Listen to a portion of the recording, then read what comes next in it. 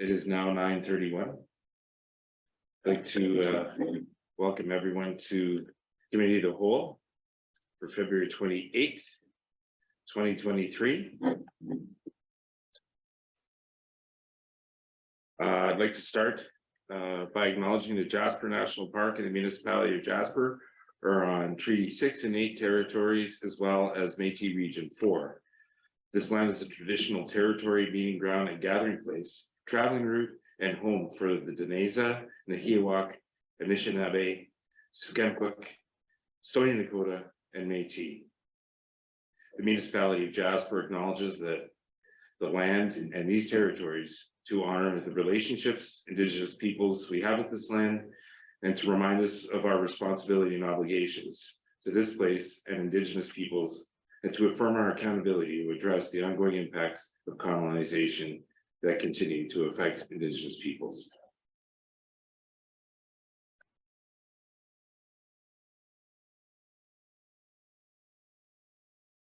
Before I move on to calling to order, I just wanted to congratulate the people of this community and volunteers for a successful coldest night of the year, which took place last Saturday. It was nice to see all the participation and people involved, and we got pretty close to achieving our town goal of $20,000. So thought I'd say something about that. Pretty good achievement. All right, I'd like to call, I already called the meeting to order. Are there any additions to the agenda today? Okay. May I have a motion to approve the agenda as presented? Councillor Keller-Rempe, all in favor? None opposed, that's carried. All right, so we have the minutes for the February 14th Committee of the Whole, and as I believe they've already been approved. So are there any business, is there any business arising from it? Okay, seeing that we have no delegations that I'm aware of today or correspondence, that brings us to agenda item number 7, new business. So under new business, 7.1 paid parking. Who would like to? Okay, Director Nadell, the floor is yours. Thank you, Councillor Demoda. As you'll see in the report today, the recommendation for paid parking at this stage is to receive the report for information and direct administration to add paid parking to the next Committee of the Whole meeting. The reasoning behind that is that we have only 4 elected officials in attendance today, and giving a chance to the others to get acquainted with the information and ask questions, but also because it's such a high profile topic in the community, we figured we'd get the information out there, give it a bit of a chance for people to think about it, and including potentially interacting with their elected officials. And then when we return in March, committee could then advance to council different matters for approval. In a nutshell, under the background, we've provided some detail around, we started in 2021 with an on-street program that was $2 an hour from 9 to 5. And then in 2022 was our first year of a more expanded program, if I can say, which included Geeky Street, which also included all the parking lots around the downtown core, and $3 on street, $2 on street per hour, and a $12 a day fee for parking lots. We installed a couple kiosks. We had an exemption program for residents, and we had forecasted $500,000 in revenue for the program in 2022, which we ended up exceeding quite a bit. And actually, the total revenue for the program was $668, as outlined in the report.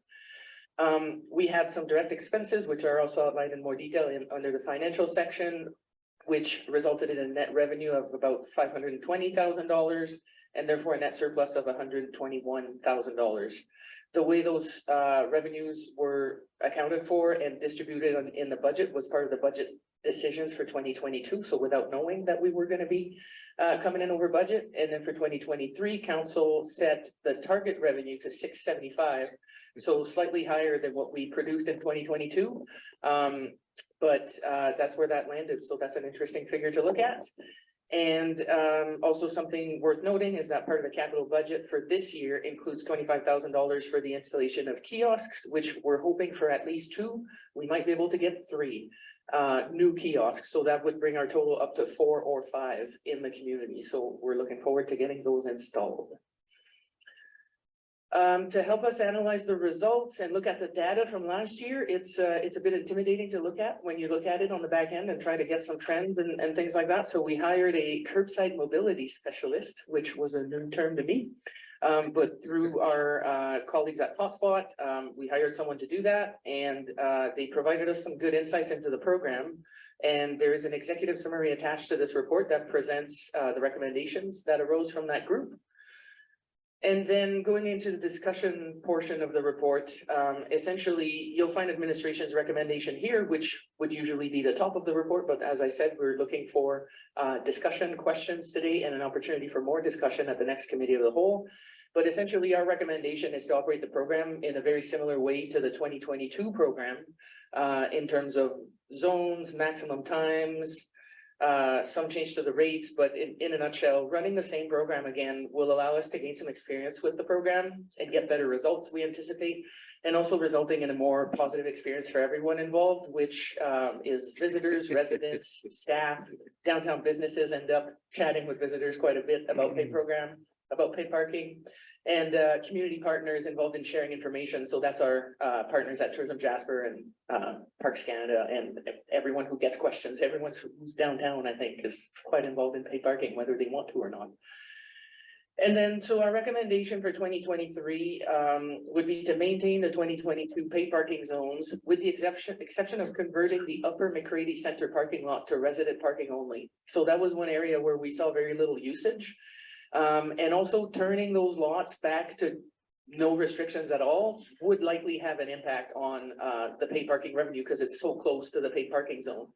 But that was a recommendation that was discussed with the curbside specialists, and we thought something we could try. So the upper to be turned into resident only, the lower would stay paid parking, increasing the parking lot or off-street rate to $3 an hour. So matching on-street and off-street rates is the other recommendation that administration could get behind from the recommendations we had from the curbside specialist. It didn't seem to make a difference to visitors, whether it was $2 or $3, they were parking there anyway. So that's kind of the rationale behind upping those rates to $3 an hour. And in the table right below where the recommendations are, you can see that this would be expected to generate an increase in revenue of $67,000. So we would have more confidence in our ability to make the target revenue for 2023 with that move.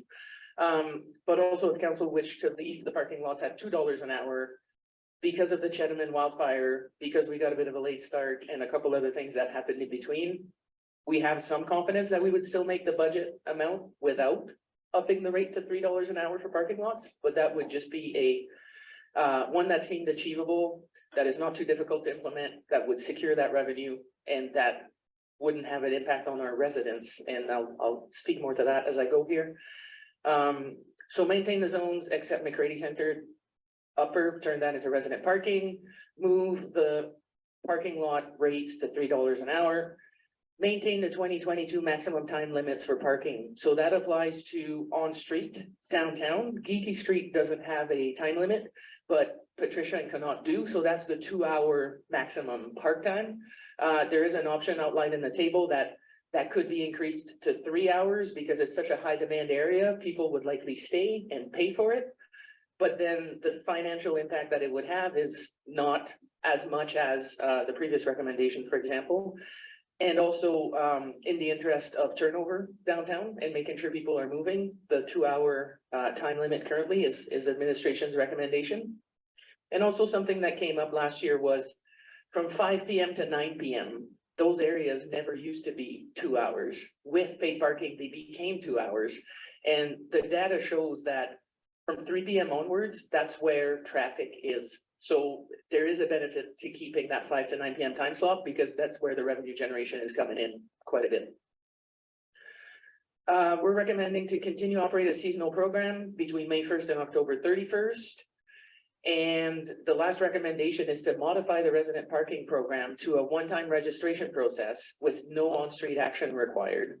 So that would look like a lot like what happened last year, where people had to go in and submit their park pass or registration and get registered in the program. So that way, when bylaw scans the plates, it turns up as a resident plate.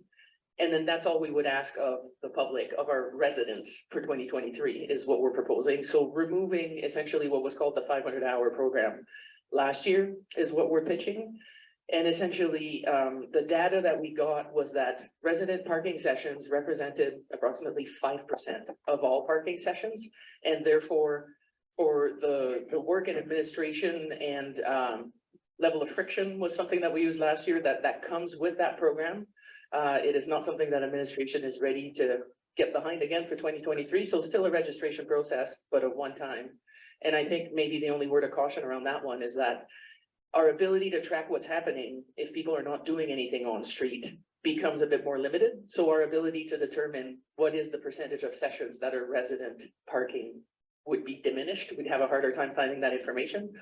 But also keep in mind that enforcement is out there. We have our staff, they are going out doing enforcement, but of course there are people that don't pay and get away with it, right? So we have a good presence, we do our best to be out there, but the stats are never 100% because we can't catch everyone. Not everyone pays and not everyone gets caught not paying necessarily. So something to go around that conversation.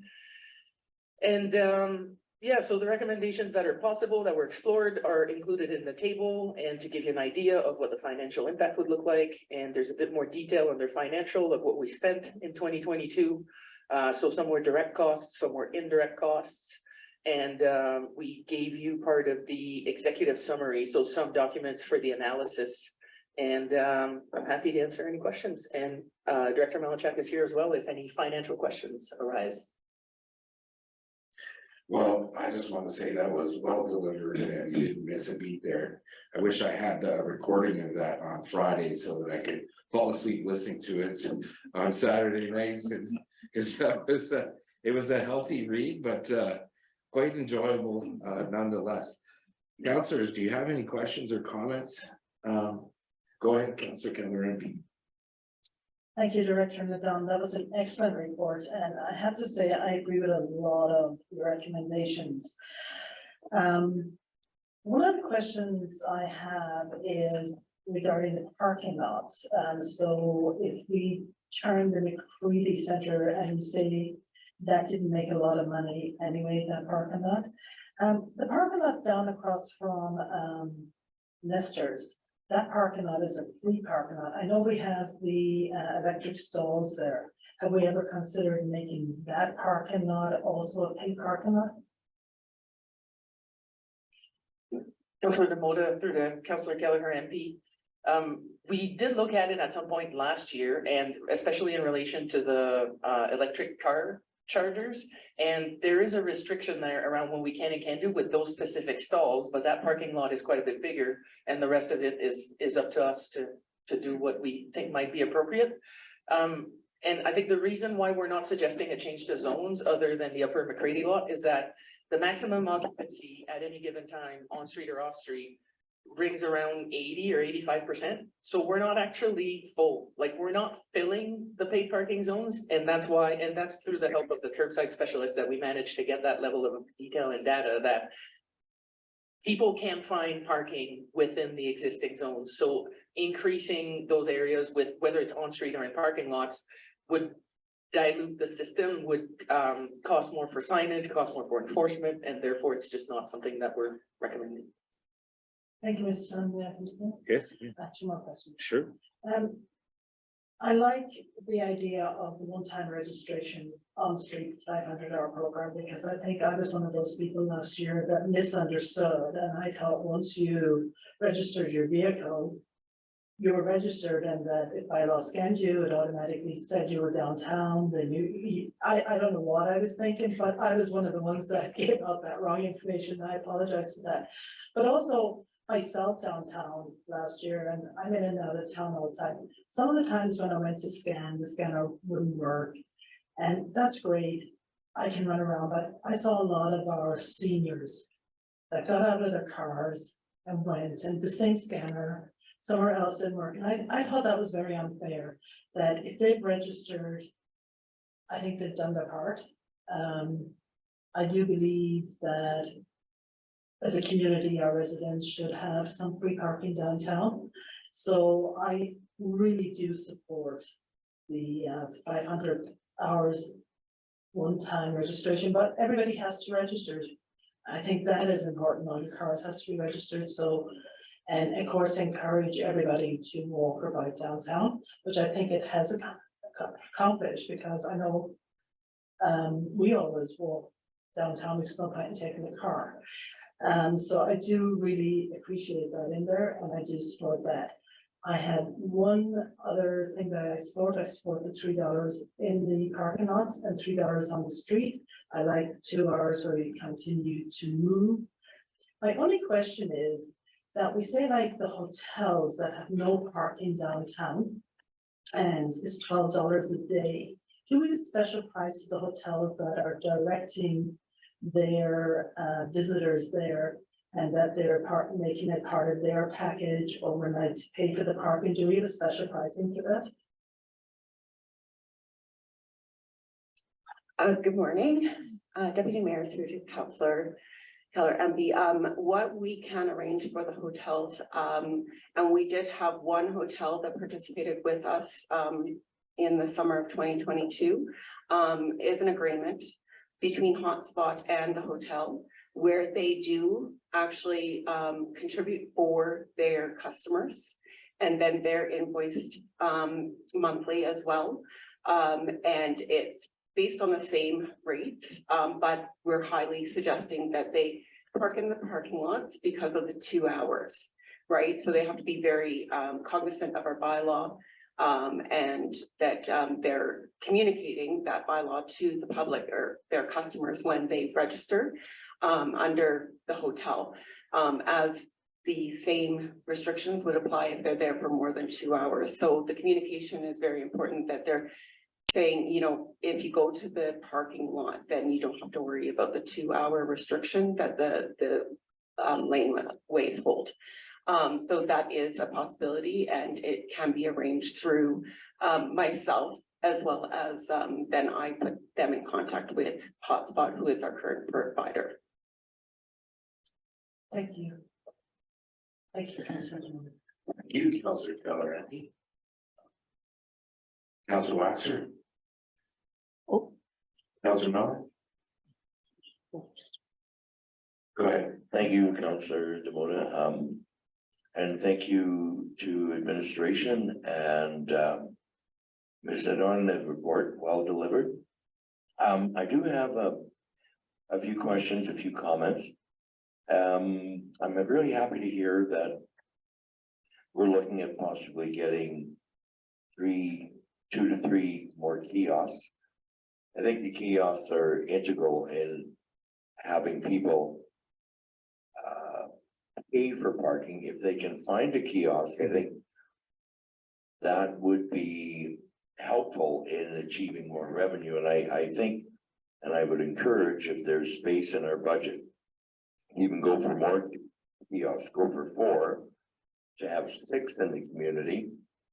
Because I think from what I've heard, people couldn't find, if the scanner didn't work, they couldn't find a kiosk to pay.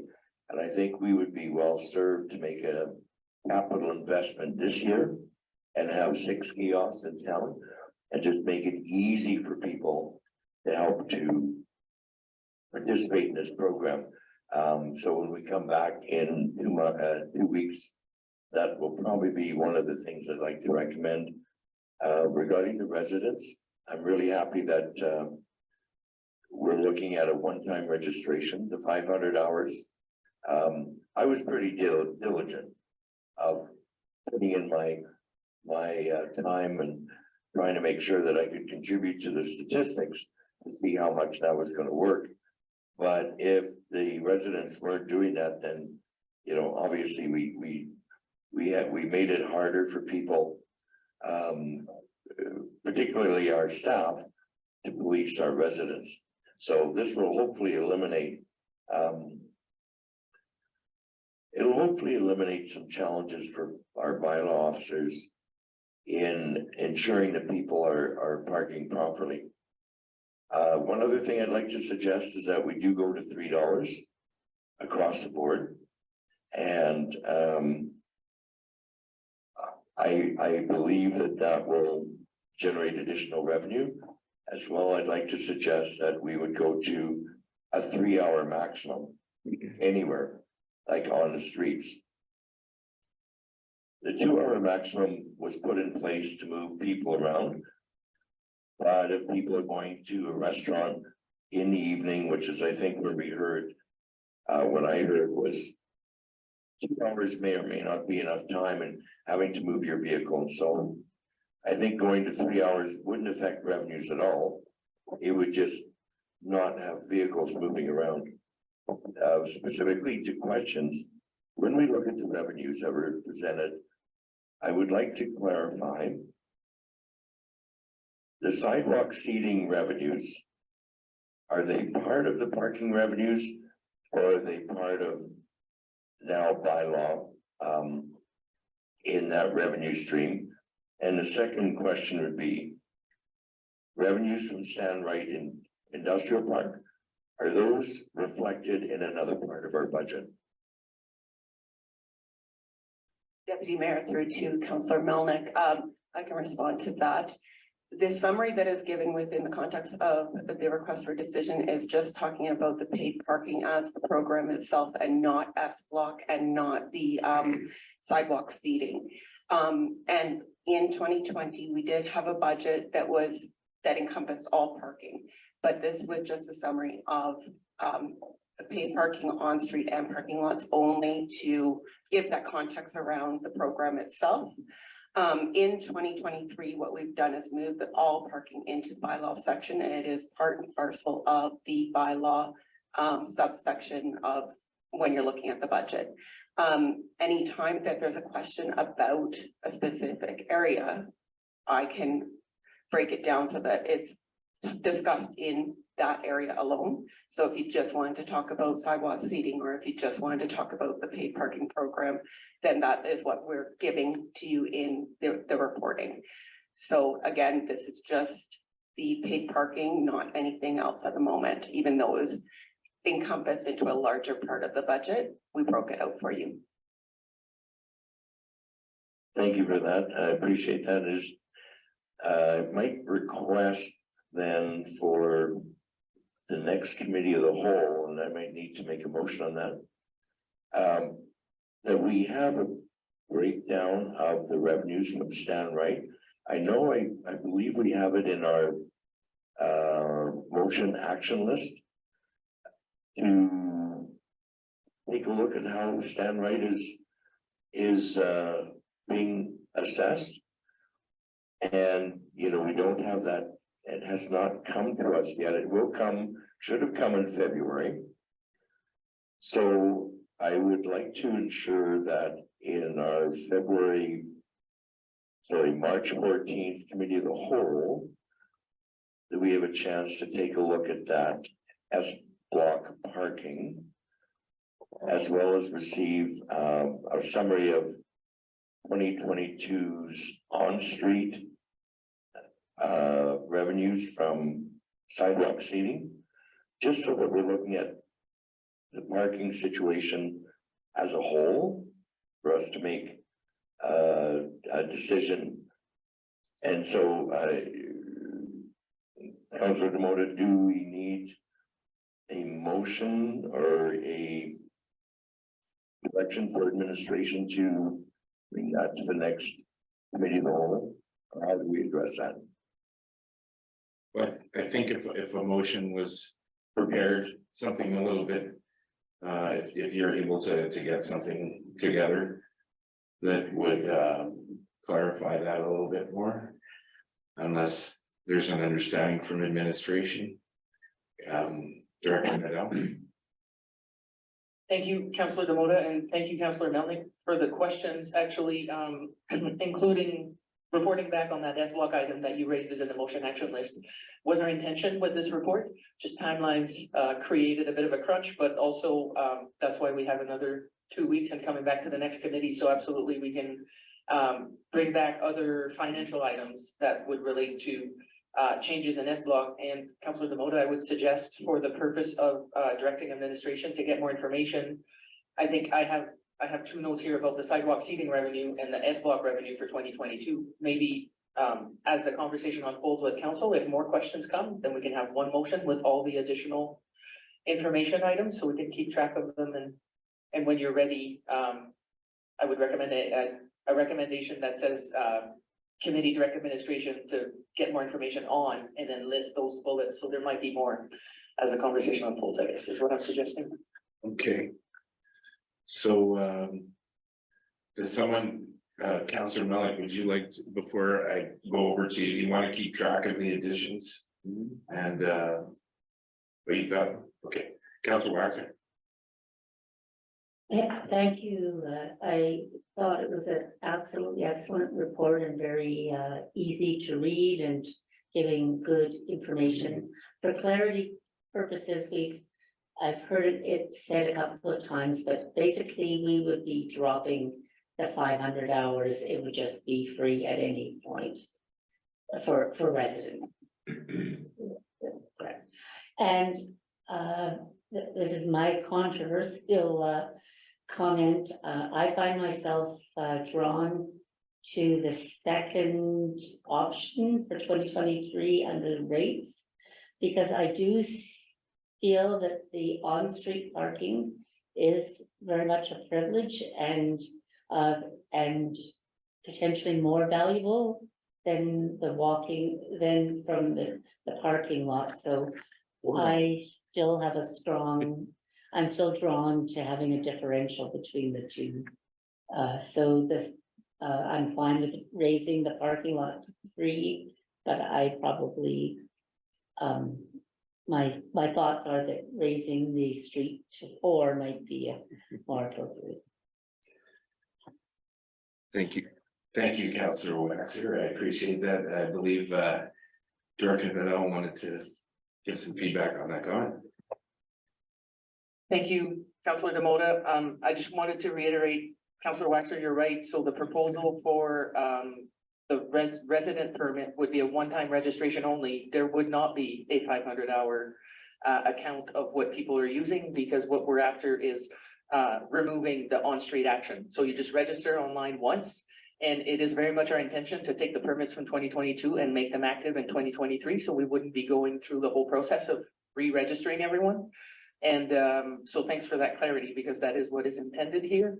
And just to help you maybe in that reflection on the rates on street versus off street, the reason the recommendation was put forth to decrease the rate for the parking lot specifically the parking lots on Connaught Drive, particularly in July and August when demand is at its peak, and that's where we have the most revenue. It feels like visitors driving into town, they see a parking lot, they park in it. It is kind of the model that we're seeing, the pattern from visitors, and that's why increasing those lots by $1 just seems like is a recommendation that flowed naturally from the data. And then absolutely, that is a policy question, whether you want the rates to be the same or a differential on street. That is absolutely up to council to debate and decide. Go ahead. Just for clarity, I fully support the increase to 3 in the parking. Sweet, thank you. That's a good segue into my comments, and yeah, I appreciate the questions and took a few off my list. I just wanted to know, did many residents who did report go over the 500 allocated hours? No, Did at least one? not that I'm aware of. Okay, that's good to know. Anyway, I appreciate the recommendation going forward, and also for the McCready Center, because personally I found, because I had to go through that parking lot almost every day going to and coming from work, and sometimes for lunchtime in between, and that was hardly used by visitors, and I think it might be a really good incentive for residents to use that area and just walk into town. I'd like to see that as an experiment for this summer going forward anyway, so I appreciate that one. And then there was some conversation about sidewalk seating, and I had a question down here in the commercial use of public space. Now we have a more real value of what parking stalls are worth for people that or businesses that would like to use the parking stalls for commercial use. And just maybe for next week, if there's some information on what the actual amount is per stall that we would be charging for those spots, and then what the new value would be, and I think that would be a healthy I guess observation, Councillor Nadeau, or Councillor Director Nadeau. Sure, sometimes it feels that way, we've been together for a long time. Thank you, Councillor Demota. We actually have that information for the sidewalk seating stalls because the application process is open and we are accepting applications. And essentially, the decision was made by council last year. And that is in the commercial use of public space bylaw. So $1,650, $1,650 per stall for the season. I believe at the time was our approximation of what 20% of what a paid parking stall could generate over a summer. And administration had recommended to council that 20% of that value would be a good rate to charge for sidewalk seating. In 2022, council voted to have that rate be 50%. So $800 and some per stall for 2022, but then it was already included in the bylaw that 2023 onwards, it would be $1,650 per stall. And then one of the items that has changed since last year is that there is now a maximum of 3 stalls for each patio, whether it's patio seating in the parking lane or a boardwalk or whatever the setup might be. But businesses are limited to 3 stalls. So the potential maximum cost that they would have for their patios would be 3 times $1,650. And we were quite over budget in 2022. So we had $15,000 as projected revenue for sidewalk seating, and we went well over that with the uptake that we had and with the $800 and some per stall. And then for 2023, we have $65,000 planned in our revenue. So that was part of the calculations that I made back in the fall to present as part of the 2023 budget, but that is reflective of $1,650 per stall. At that time, we didn't know about the 3 stall restriction, and we don't know how that's going to impact what businesses might decide to do or not do in 2023. So we can have a bit of a forecast there. And certainly, so the previous conversation, what would an increase in fees in S block, for example, bring to the table in terms of revenues? And we can work on that for 2 weeks from now. But directly to your question, $1,650 a stall is the equivalent to about 20% of what we think we could generate at $3 an hour between May and October. Right, okay, thank you very much. In the report in the section that's noted on street zones and Geeky Street, we have the zone A average occupancy, and there's some funding numbers allocated to spaces there. So I would like to get a little bit more clarification on what the 236 per space to 1,041 per space means. Is that per day? Does it make sense? Councillor Demona, can you please tell me which page of the? Sorry, yes, that would be page 10 of 32. As the curb IQ pages aren't numbered, it's under insights and recommendations, and it's the fourth point down on that page.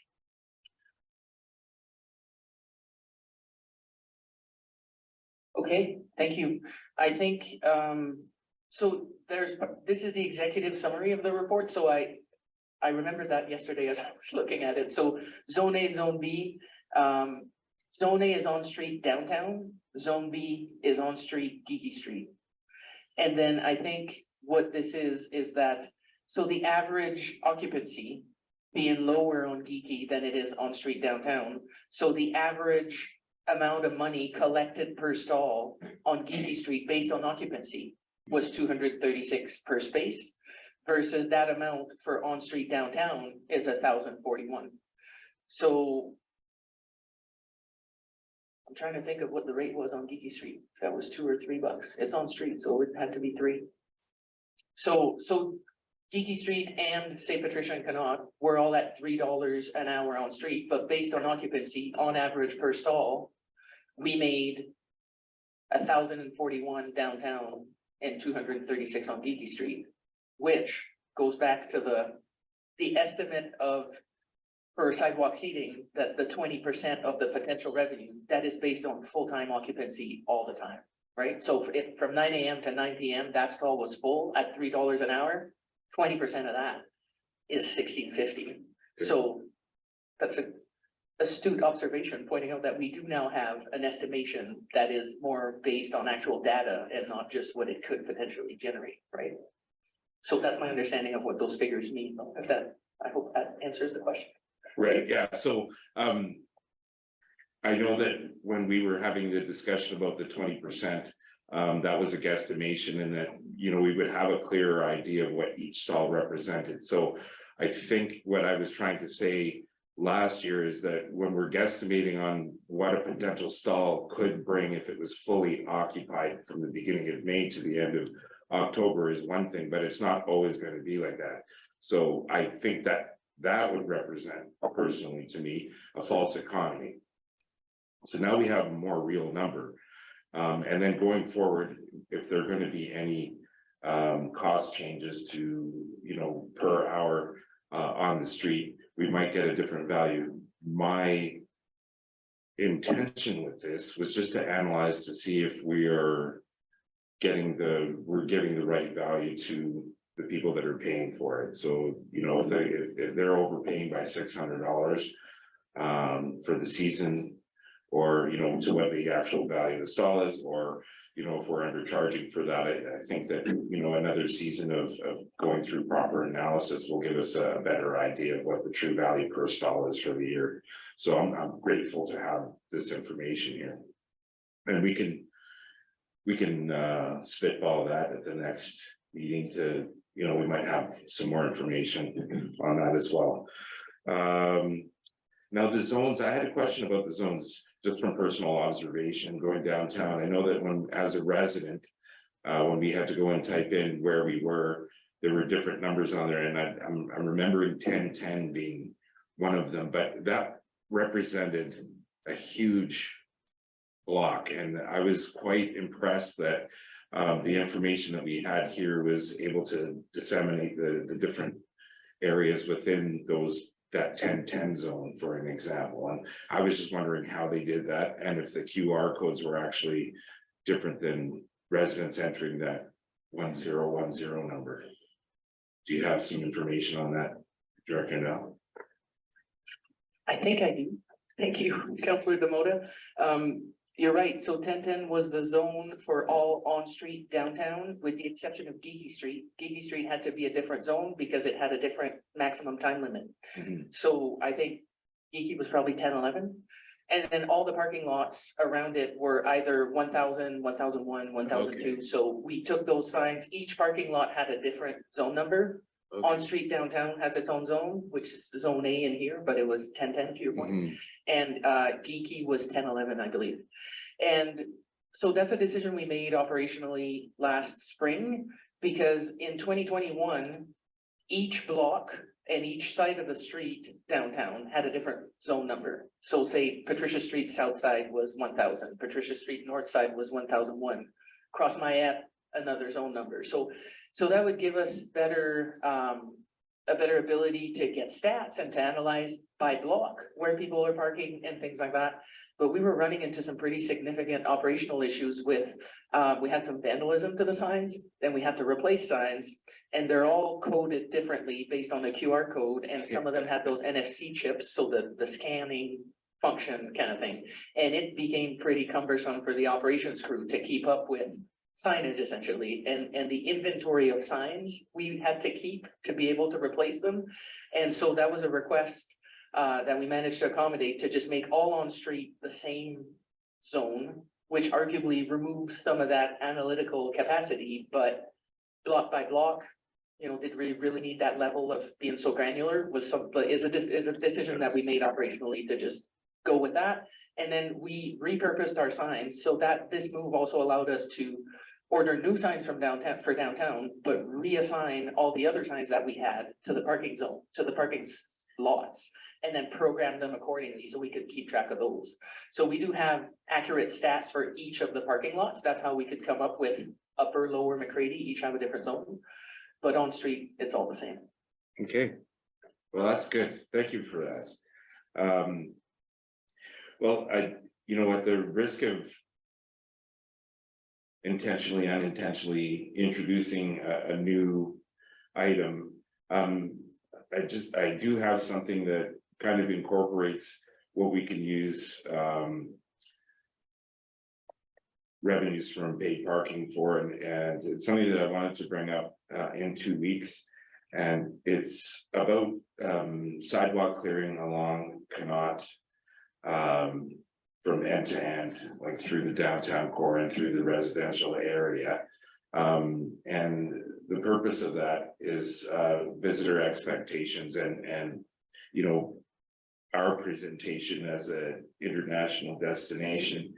And I know that just from observation and comments from the community, you see a lot of people going to approved accommodations and hotels, sometimes with family and luggage in tow. And it's very difficult, from again, observations, for people to be on top of their sidewalks 24/7, because if you get some snowfall, if you're not on it within half an hour, like, it gets trampled pretty quick and it becomes difficult. And I think that just watching how our clearing crews are taking care of the municipal sidewalks on the other sides of the street and other areas in the community, I was going to ask to see, you know, for budgetary sake for 2023-24 going into 24, what an increase you know, would be for expanding that service onto, you know, the sidewalk clearing for that, and maybe explore using some of this paid parking revenue towards compensating that, because if it's a visitor thing, then you know, it's one of those other things that you don't want residents paying for. And I don't want other residents to think that the people living on the main street are getting off scot-free on municipal dollars either. So it's going to be more of a broader conversation for us to have, but I just wanted to let everybody know that there is an intention to bring that up probably in 2 weeks. So going forward, not to keep this going much longer, for those that are viewing this and or might view it later, I'd like to encourage you, you know, to have some discussions with other community members and business owners in the community. I'd like to, within 2 weeks, hopefully get a little bit more feedback from maybe the chamber on you know, the recommendations for time changes as far as from 2 hours to 3 hours, and what the revenues might mean to the commercial leaseholders downtown. I think some good feedback will be there, because increasing the average stay by an hour could have an impact on business in the downtown core. And I don't know if it would be positive or negative, but it would be great to hear back. So for those of you again watching, try to encourage your neighbors and friends to give us some feedback through our portal. Does anyone else have any information, requests, or comments? Does anybody want to make a motion? Councillor Melick. Thank you, Councillor Demoto. Once again, thank you for a great report on parking. Appreciate you working with businesses as well. I see that there are 35 local business permits that were issued, which I'm sure were to alleviate stresses due to the parking situation. So very, very positive in working with our business community. So with that, I would recommend the following, that the committee receive this report for information. And that committee direct administration to add paid parking to the March 14th, 2023 committee of the whole agenda for further discussion. And that committee direct administration to report to the committee of the whole proposed fee increases for the S block parking at the March 14th meeting as well. So we can holistically look at parking as a whole in this community. We've already talked about, well, that's my motion. That's good. That's good. I'm glad you're self-aware. It helps us all. All right, we have that motion recorded. Does everybody understand the motion? Okay. Thank you for that, Councillor Melick. Does anybody have any debate, questions, comments on that motion? I'm going to call it. All in favor? And opposed, that's carried. I wasn't going to try to repeat that, so thank you. All right, if there's nothing else to cover under paid parking for 2023, that would bring us to 7.2 Communities and Balloon Committee. Who would like to speak to that? Thank you, Councillor Demota. I'll be speaking to this, and if you do have any specific questions, of course, we have our expert panel here today. So the recommendation before council is that committee recommend that council approve discontinuing participation in Communities in Bloom and reallocating the funds to other community beautification or environmental activities. Of course, alternatively, committee could direct administration to return to a future committee of the whole with terms of reference for Communities in Bloom committee hosted by the municipality. The background: Communities in Bloom is a Canadian organization committed to fostering civic pride, environmental responsibility, and beautification through community participation in the challenge of national competition.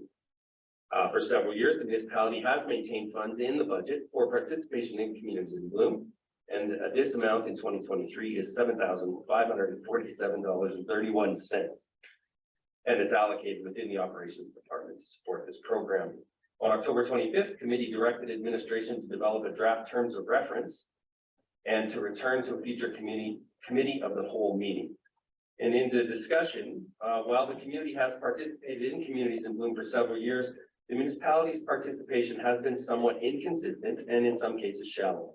While in theory there is a committee, it does not currently have an established terms of reference, which has made it challenging for committee members and administration to understand what is expected from them, and has led to a lack of clarity around who is expected to lead the participation in the program. Administration cannot find any documentation that defines who owns Communities in Bloom in Jasper. Anecdotal evidence suggests that in the beginning, the effort may have been led by former municipal staff with assistance from community members.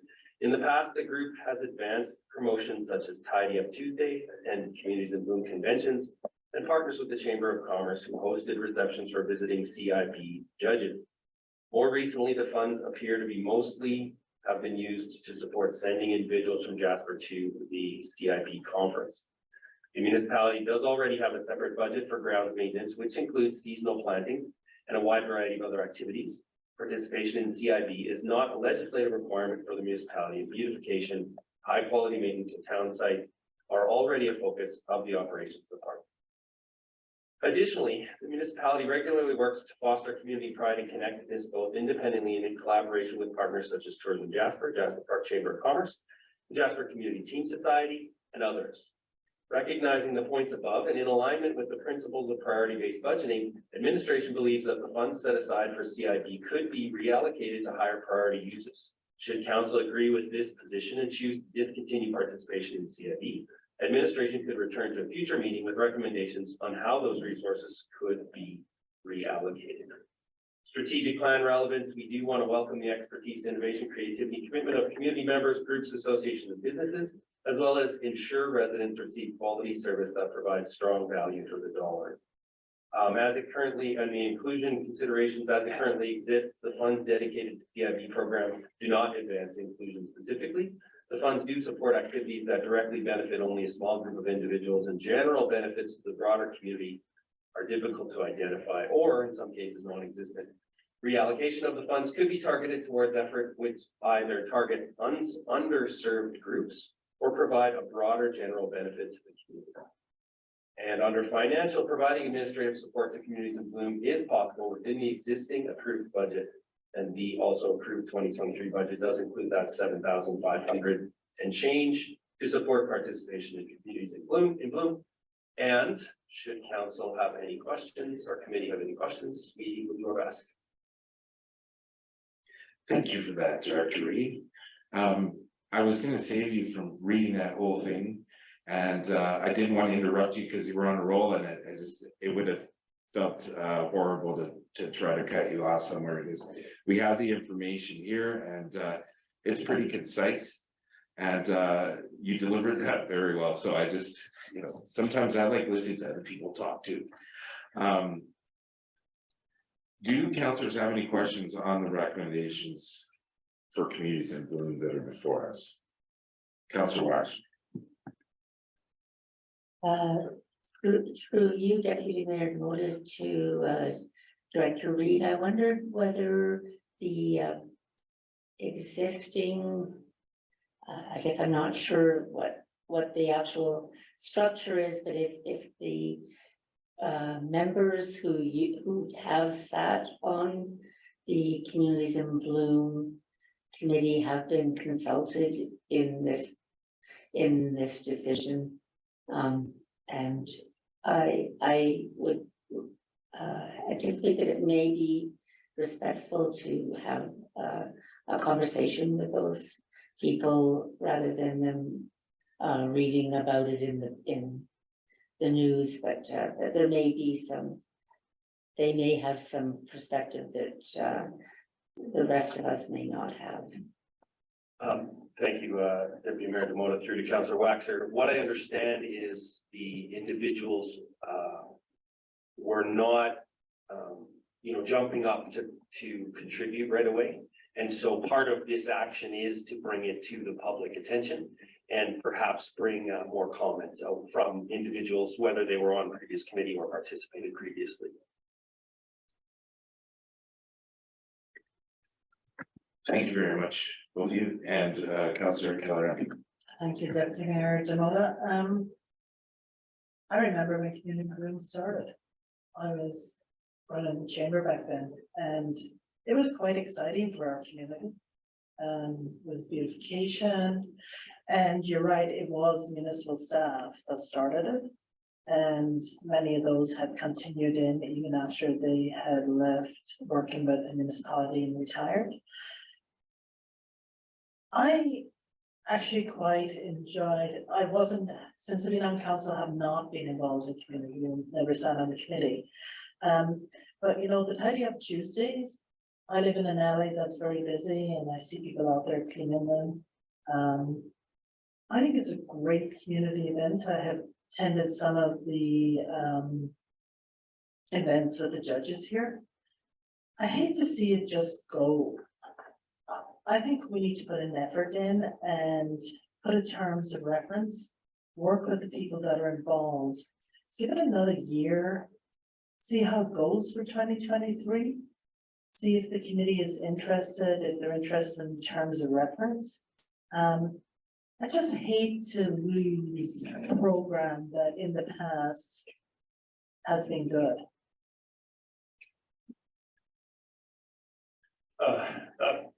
Deputy Mayor Demota, through to Councillor Keller. I think I'll make one comment and then perhaps pass it over to Director Greathead. Administration's position is that we have given opportunity for those with this interest to come forward.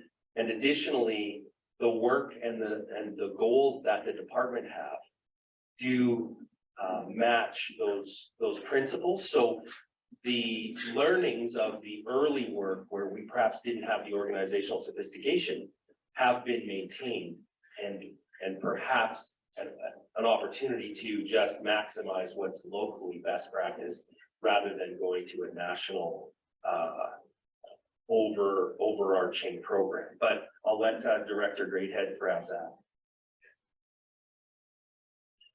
Good morning, Mayor or Deputy Mayor and Council. I would just like to say that operationally, the Communities in Bloom is kind of an effective body for us to manage within the municipality. I understand that there's value in the program, and it's something actually I think it's a great community event and offers a source of community pride. See how we stack up against other communities and such. I do find value in the organization and their participation. But right now, there's no real link between what administration does and what the Communities in Bloom budget is for. So we do have our flower planting, and when we do that, that's a municipal function. Our cleanups and stuff, focusing on the central business district is ongoing throughout the year. I think we were looking more for having the terms of reference so we can actually make this a functioning body, as I think council expects it to be. Right now it is, well, even the last year and a bit, trying to gather people that are interested and self-appointed to this committee. It's been difficult, and we haven't been able to even get together for a meeting, so it's hard for administration to know what our role is. It's a large budget item. We don't know where it goes. We don't know what we're aiming for. So right now it is, I would say, completely ineffective and needs a revamp. Thank you. Are there any other comments? Councillor Knoll? Thank you, Deputy Mayor Demota. The vision of Communities in Bloom is to inspire all communities to enhance the quality of life and our environment through people and plants in order to create community pride. And I think we can create, or we have a community pride. We are certainly ensuring that our community is well represented to our visitors. So I would be in support of the motion that we move this money away from supporting this program, but continue with the intent of the vision of Communities in Bloom. And with that, 2023 color of the year for Communities in Bloom is purple. So as we replace the trees that we've taken out, the fruit trees, I would encourage us perhaps plant lilacs, which are purple, to continue to make our community visibly a welcoming community with the vision, encompassing the vision of Communities in Bloom, which is to encourage people to have a pride in their community by maintaining their properties. It goes along with Fire Smart. I think we can incorporate the idea of what Communities in Bloom is, along with some of the other goals that we have between keeping our community safe with not having fruit trees. And I think, Mr. Greathead, as we move forward in the community, and say this partially in jest, but also seriously, as we're looking forward to how we're going to keep our community welcoming and beautiful, that we just continue with what the vision is without formally participating in the program. I think that's great. Those are good comments. And I appreciate a little bit of satire there. Director Reed. Just to confirm, should council has in front of them two options, both of which require administration to return. Right. And so should council choose to go the TOR route, you would see us again. You would see this item again with the terms of reference. Should council choose the option of discontinuing sort of membership in CIB, you would see this item again when we described what we would propose to do with that money instead. And so an example, Councillor Kelleher MP said, what about Tidy Up Tuesdays? It is easy to see a path where if we're not sending someone to, say, Kingston for the conference, then that money could be Tidy Up Tuesdays. Now, that's just an example, but that's what would happen next, is that you would be given the opportunity to see what that money could become. And I hope that bit of clarity helps councillors' decision. Councillor Waxer. Again, I don't have a huge background in the Communities in Bloom program, but I wonder whether we're talking about a variety of things here that potentially could the municipality be a member of Communities in Bloom and have that allocate, have that as a guiding principle, and not necessarily have a committee, because a committee may not be necessary, but participation in something bigger that has some potential advantages and could be inspiring to the staff and to the residents. So that would probably cost significantly less to be a member, and maybe it be one of the conferences that an operations staff could attend.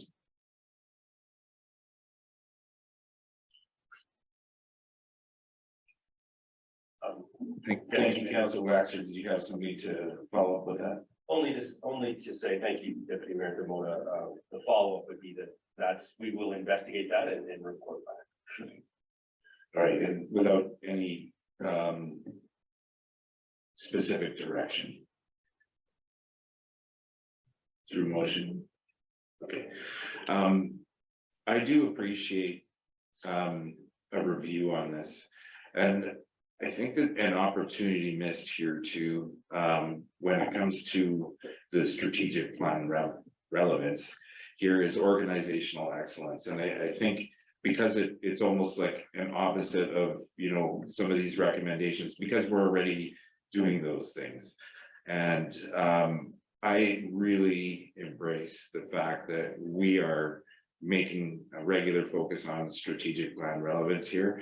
And, you know, when we say welcome the expertise, innovation, creativity, and commitment of community members, we have our, as you know, the,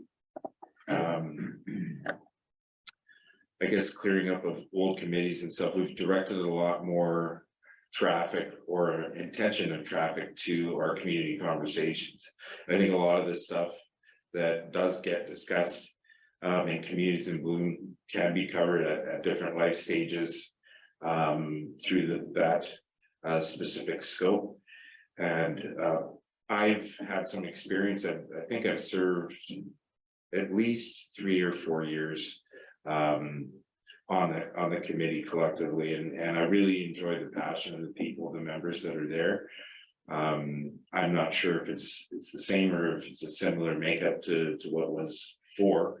However, I do see that we could probably benefit with a change of direction here and still encompass some of that. And maybe some things like Tidy Up Tuesday could become part of our social norm campaign in our community where everybody's participating, right? Because I think that was the first intention. It's like not just for businesses to sweep your sidewalk in front, but you know, for residents to consider their front yards and their backyards, and you know, maybe picking Tuesdays to take your stuff to the dump, or you know, get those old batteries to the proper places that they need to be. So just ongoing things that have other implications, and I think that we can benefit ourselves by using the value of community conversations to have broader discussions. And not a bad idea to have the municipality as a member in Communities in Bloom, so definitely something to consider.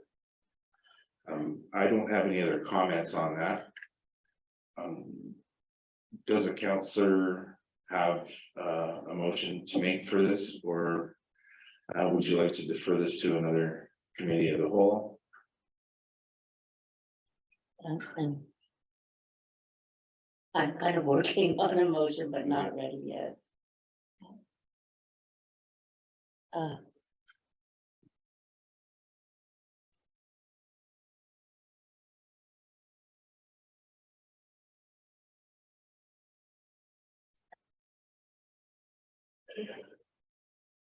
This might give us an opportunity.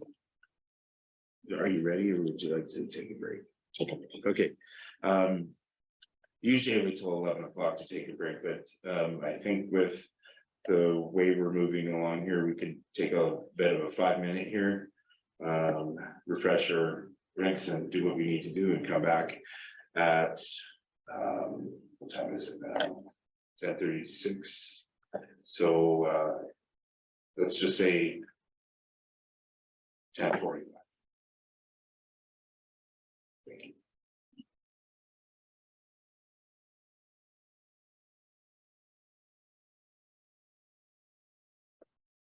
Welcome back, everyone. It is now 10:45, just turned 10:46, so pretty good timing. I appreciate everybody doing that quickly. We left off at 7.2 committees in bloom. I believe there's a motion coming to us from Councillor Waxer.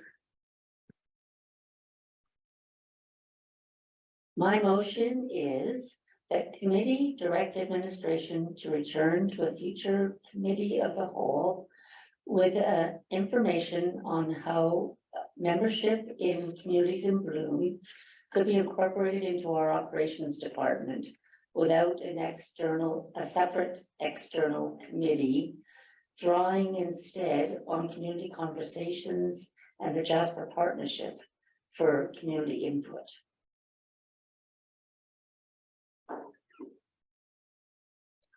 See some head nods from administration. I think that's a reasonable motion. I can support that. Myself, anyone else make comments? Want to contribute to the discussion? No? Okay, so I'll call it. All in favor? None opposed, that one's carried as well. Thank you very much. Appreciate the participation. Any other thing to comment on the communities in bloom item on the agenda? Okay, that brings us to 7.3, local service level impacts for victims of non-criminal trauma. We'd like to lead that discussion. All right, Director Reed, you've got the floor. Thank you very much, Deputy Mayor Demota and Council. So the item before you is in fact, local service level impacts for victims of non-criminal trauma. And the recommendation is that committee receive this report for information. Or alternatives, of course, committee could direct administration return to future committee of the whole with further information should there be a need for any. Back in December, committee directed administration to review and report back regarding local impacts, basically prompted by a letter from the Honorable Mike Ellis, Minister of Public Safety, Emergency Services, which is attached. And in the letter, the minister described changes that were to supports available for victims of crime. And in the sort of intervening months, we have been working under this new sort of regime. And we have learned for sure that, of course, the intent of the changes was to cleanly separate criminal victims or victims of crime from what we might call non-criminal victims. The former model here in town was, of course, a joint VSU or Victim Services Unit and crisis team organization, which we have been, it has been made explicitly clear that that is no longer allowed. The Jasper Community Team Society, based on, of course, the information from community conversations, as well as our outreach workers in the field, the Community Team Society has recognized that there is a gap then, which we can all see. If only victims of criminal trauma are getting support, there's obviously a gap. And I suppose the easy example is if you get hit on the highway by a drunk driver, there's a crime, you'll get VSU support. If you get hit by a moose on the highway, there's technically no crime there, but you will need crisis support. And so the crisis team would fulfill that second role. And right now that function is being performed largely by community outreach services. And so our outreach team is meeting the clients where they are in the times of crisis. And the crisis team right now, as it functions, is we receive funding to accommodate the crisis needs.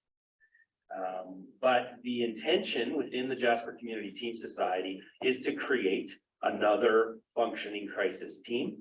Council will remember that you funded them in 2022 for the development of said team, and in 2023 there is funding for the operation of said team. The Community Team Society is working through that process. The strategic plan relevance is before you. We did consider the inclusion assessment tool, and the budget, as I mentioned, includes $12,500 to support the JCTS in providing a Jasper crisis team. Attach the letter. Of course, I can answer any questions council may have. Well, I can start off if no one has any specific questions at the moment. As far as the construct of another crisis team here, is there federal and provincial funding available to help support that outside of the RCMP grant funding that was there prior? And is the intention to continue with the annual golf tournament under maybe a revised name to keep some of that funding going there? Thank you, Deputy Mayor Demota. So to go backwards to your questions, the golf tournament that was in fact held this fall was the crisis team golf tournament. It was the first time it was called the crisis team alone. And in fact, that was coordinated by the Jasper Community Team Society, with all of the funds raised, proceeds going to the crisis team section of Jasper Community Team Society's fundraising efforts. So that golf tournament has already transitioned to be our local crisis team support event. The first question, are there grants available? There are certainly a couple that may apply, but nothing has come new to address this need. And you may note in the letter that the Honorable Minister says that there will be support for non-criminal trauma. And we have not seen that operationally in this community yet. If there are any, we haven't seen it. There are, efforts at the sort of organizations such as RMA or municipalities, Alberta municipalities rather, to get clarity, and those efforts are ongoing. And so that's one of the things that we mentioned council may wish to consider to monitor this item. When you go to conference, look for information on it, and perhaps be sure of your lobbying positions, your advocacy, whether or not you have, as we would call it, the sound bites needed. But yeah, right now we don't see anything new coming down the pipe. Thank you, Director. To council, I think it might be worthwhile if this is something that we want to help promote in maybe developing a resolution for AUMA we might have a change in government. We don't know at what level this is going to get received at. We have somewhat of a promise for some gap funding from the province, but I think to keep it relevant, it might be in our best interest to maybe bring that to a higher level for advocacy from AUMA to the provincial government in some form. So I think that might be a good thing to put down. I don't know if we have any other ones that we have earmarked for discussion on making a resolution there, but this could be one of them. Just put that on as a marker. Councillor Keller MP. Thank you, Dr. Mayor. Director Reid. So currently, when we do have an accident, is it our staff from our outreach services, or do we have volunteers like we had in the past? Thank you, Councillor Keller, MP, Deputy Mayor Demota, through to all council. The current setup, we do not have yet a cadre of volunteers. The direction that we have received from the Victim Services Unit, this regional setup, is that the volunteers for VSU are not able to be the same volunteers for crisis team. So right now, that's one of the things the Jasper Community Team Society is working towards. They have hired a coordinator who is working hard to lay the groundwork, but also to coordinate the support of funding of the crisis team individuals. Thank you, Director. Thank you, Councillor, Councillor Waxman. Having attended the the Jasper Community Team Society meeting last night, what I understand is that there is a significant demand for crisis services that is currently exceeding the funding available for the outreach team to or the capacity for the outreach team to respond. So I think that this is something that's important, that it remain on our table and to discuss how we as a community will respond to crisis. And this isn't something unique to Jasper, but we're seeing in the news that this is occurring everywhere. And Jasper's history has been that we do respond to residents and visitors who are in vulnerable positions. So I think we need to continue to discuss how we will respond in the future and how we will provide resources for the outreach team to continue to provide the service. Thank you for that, and good comments. And that got me to think that, you know, I wonder if there's some information available on the percentage of visitor use of trauma here in our community and the outreach workers when it comes to that, and you know, in our heavier months, because I think and where trauma takes place, because I think this could be another discussion, not only for our advocacy at the provincial level, but also federally. We do have a partnership in Parks Canada, and we have a lot of visitors coming here that are using the park itself, and Jasper being a hub for you know, travelers, often becomes the hub for receiving people that need attention because of trauma. So I don't know exactly how we would have that, but it could be something that could be discussed at a future intergovernmental meeting. Do you have a comment on that? That's a what? I just was wondering whether administration would be able to provide a report about the current extent of crisis response that is being provided. Would there be statistics available? Deputy Mayor Demota through to Councillor Waxer, yes, we do track that time, and even certain aspects of, you know, visitor versus resident, and we as this unfolds further, could certainly return to council with more information.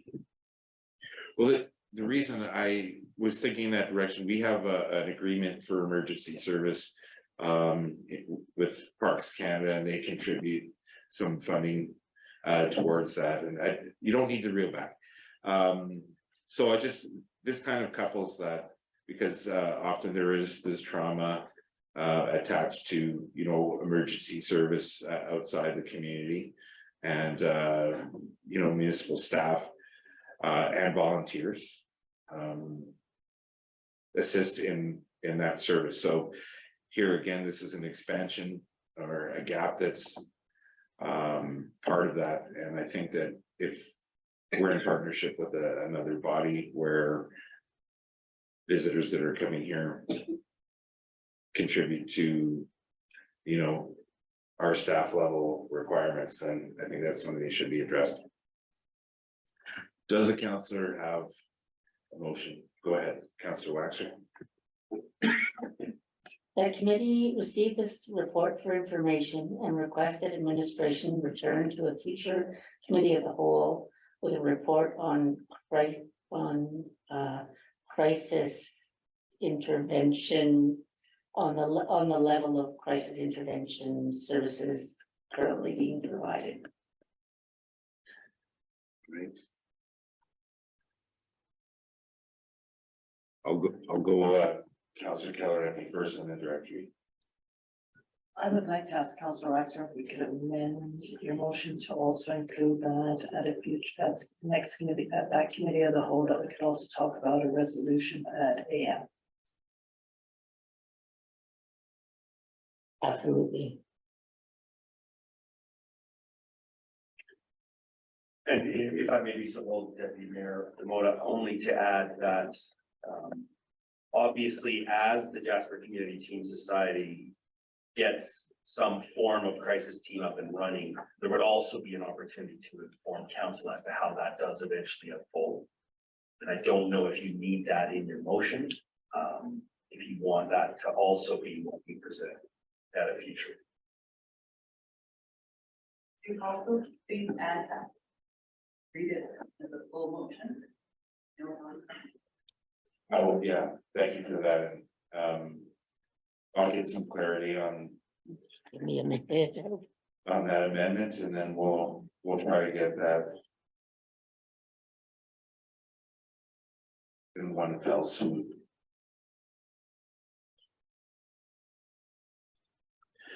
Well, while Councillor Waxer is working on that, I think, I don't know if the resolution aspect needs to be directed to administration, because that's something that would be moved by council for us. Directory. It, again, Deputy Mayor Demota through the Councillor Keller MP. Administration would ask for clarity on that, and it almost may benefit council to separate that out. For you to have a discussion about what resolutions in general you wish to bring to AM or RMA or wherever you'd like to bring those. Including if you felt the desire of this particular item. But to separate that from this into two different motions, I think would be wise. That would be the advice I would give. Thank you, Director, for that.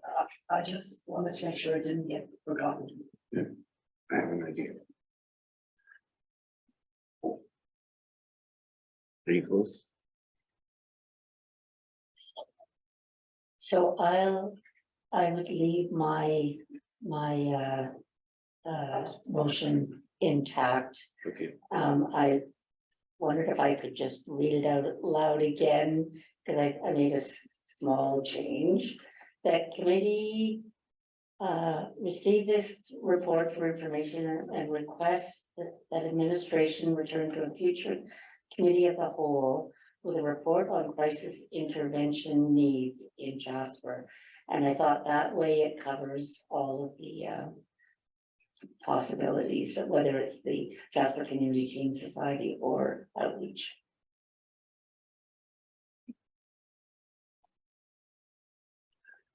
Okay. We're good. Call the question, all in favor? Not opposed, and that's carried.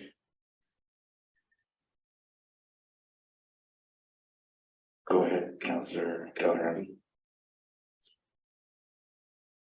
Could I make recommendation that committee ask administration to start a list of resolutions that may be put forward on behalf of council at the AM in September 2023, and to add this to the list for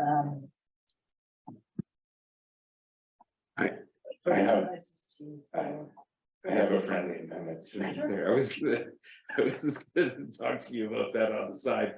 And what I was gonna propose for council is that we direct administration to add to the next committee of the whole agenda topics for resolution at AUMA. And that way they can come back with what the deadline is for us to submit resolutions, and then we can have our own discussion on what we would like to have.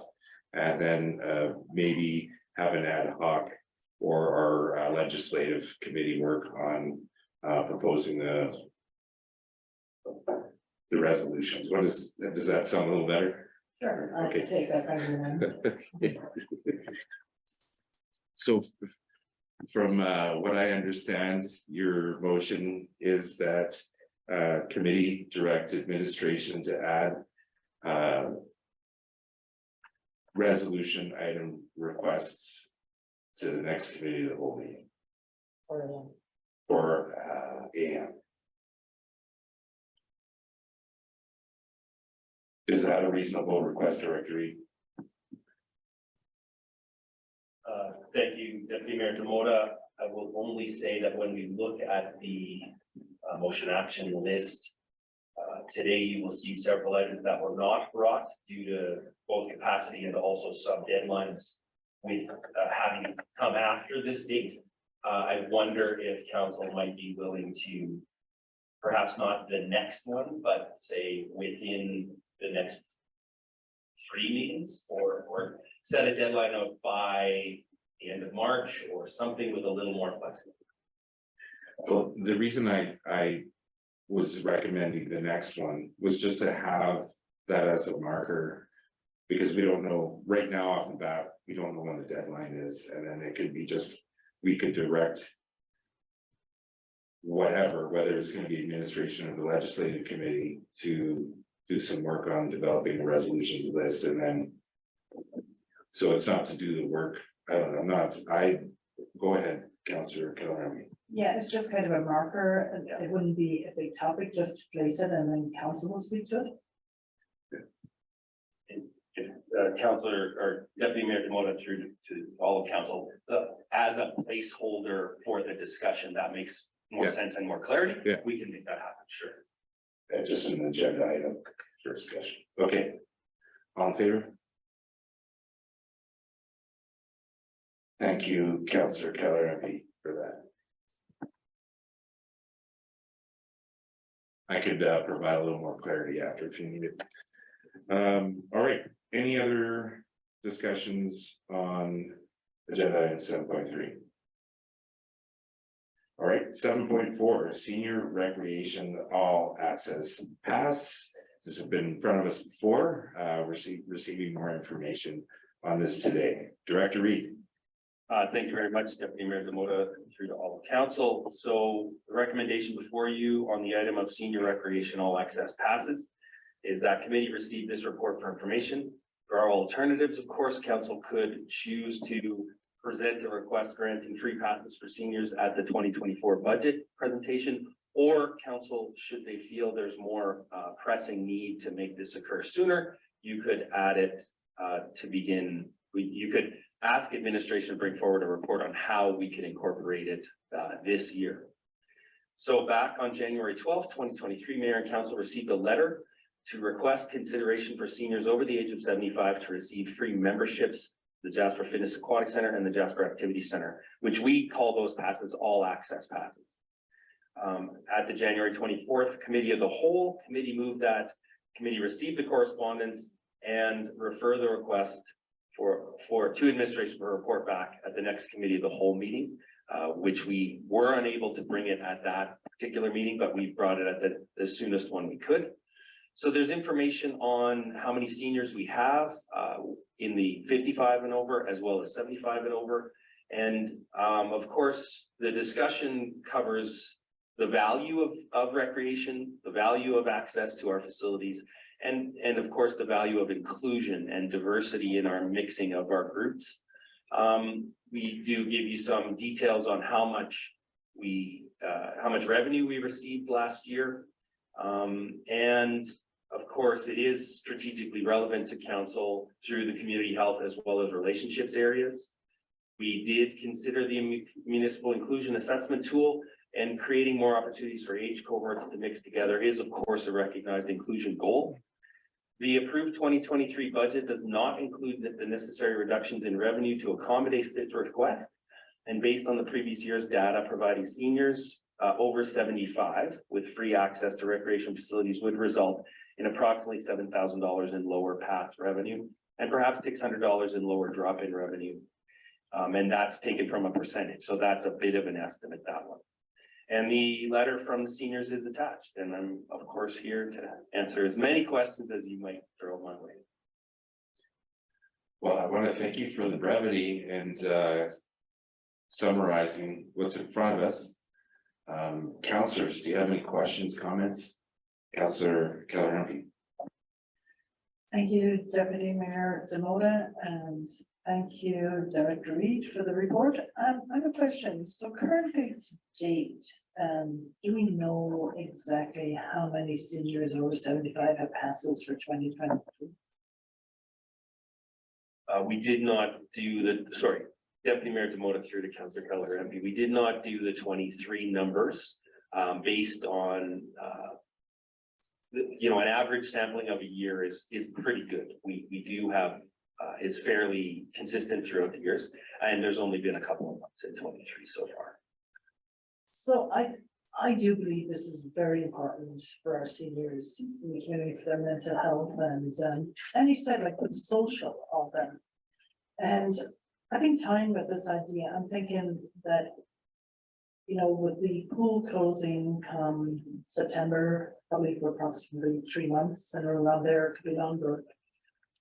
I'm wondering, like, anybody that has paid to date, they paid, but I'm wondering if we could open it for the next 6 months, see how it does, see how if seniors take advantage of it. I'm not saying that the programming should be free, but I think access to the facility should be free. It's kind of like when we allowed the children from used to be just up to elementary age, and then we allowed everybody to join. Really, if we say 100 seniors out that have never done this before, I think it would be great. And yeah, they're in using the facility. Technically, yes, it is lots of revenue, but if it's never come before, it's not.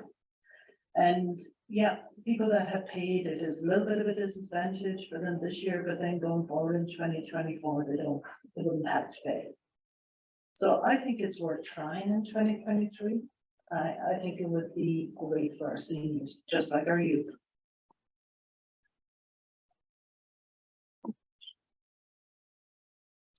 Well, from reading this document, I didn't know I was going to be put in the seniors category come 3 years from now. So it's definitely interesting starting out as a counselor at the age of 30 and all of a sudden being there. I was like, what?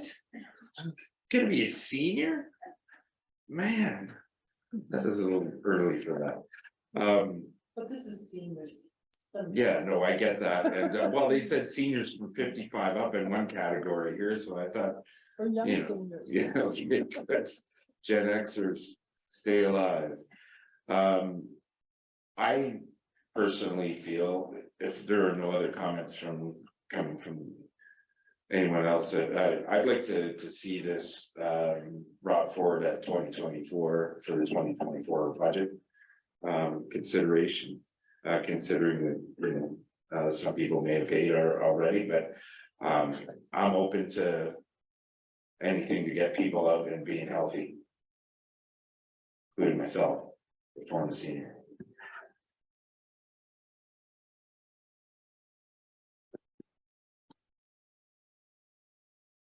Yes or no?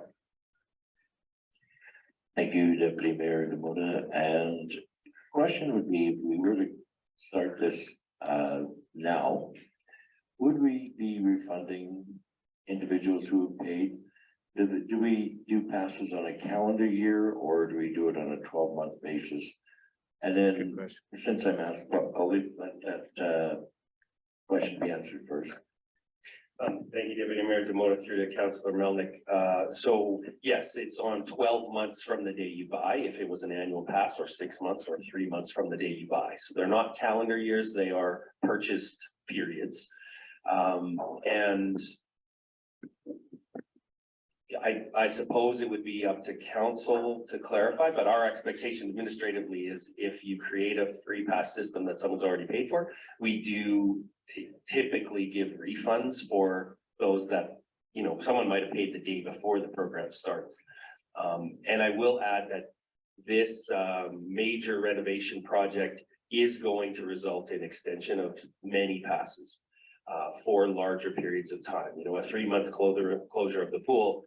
We do accommodate a 2-week closure or even up to a month closure within the concept of an annual membership. There are some closure days, but 3 months is beyond that. And so we will be extending. We have in the past extended passes, and we intend to do that this year. So this year is going to be an interesting budget impact year, but we will be extending passes, not refunding. So really, I guess 24 is when we would see that change in revenue. How did I do answering that question? Thank you, Director Reed. I'm just trying to think of a way of how we could accommodate the seniors without it becoming a burden in administrative paperwork. Personally, I would like to extend this starting now, and then just work through the people who have paid. We should probably give direction as well that if we are going to extend this, that those who have paid should receive a refund. And that way it keeps it nice and clean for administration. That's where I'm leaning right now. But I have one other question. I saw something here about our students get free passes, or those who are in our school system. So the individuals, children have access for free. But do their parents have access or for free as well, or is it just the student? Deputy Mayor Demota through to Councillor Melnick, Council. So the free access passes for school age children is just for the children. So any other family members are paying, whether it be membership or drop-in. And I don't, you know, in the interest of not reading every word, I may have skipped over. I just want to remind council that we do have a needs tested system where those that we would call vulnerable or near vulnerable are able to access our facilities. And so I don't want council to forget that there is a safety net or a webbing of our community that does allow seniors, as well as any other member of the community, to access our facilities should they have a vulnerability or a need. And I just wanted to remind council of that in case that affects your decision-making process here. Councillor Keller. Thank you, Deputy Mayor Demota. Through you to Directory. How many passes are given out on that vulnerable need? Like how many seniors available? Thank you, Deputy Mayor Demota through to Councillor Keller, her MP. So we had in the report, you'll see 31 individuals who are 55 plus, and 7 of those were 75 plus accessed that program last year. I remember when we brought in the youth program, because we always had the up to grade or up to elementary, and I remember those questions being asked because I think the children at that time too, many of them that wanted to go to the pool or the activity center could go, but we felt that like at that time, council at that time felt that, you know, it should be open to all of the youth because it encouraged them to go, that they, and I think I'd like that as well with seniors over 75 would encourage more to go. I think it would be good for them. I think it would be good to get out with their peers. Some may only ever drop in once a year or twice a year, but they have that option. Thank you, Councillor Bill, Councillor Waxer. I think I recall correctly that there was a pilot project with extending the passes to the grades 7 to 12. And I believe that there were some very pointed questions about whether the participation in this program increased quality of life and decreased isolation and some of those other pieces. Is it possible we could look at that previous pilot program and look at doing something similar for the year 2023? It's a question. Directed to Director Reed. Thank you, Deputy Mayor Demota, through to Councillor Waxer. Certainly, if council wished to see a pilot project here, absolutely, we can run it in a similar fashion, gather the same amount of information.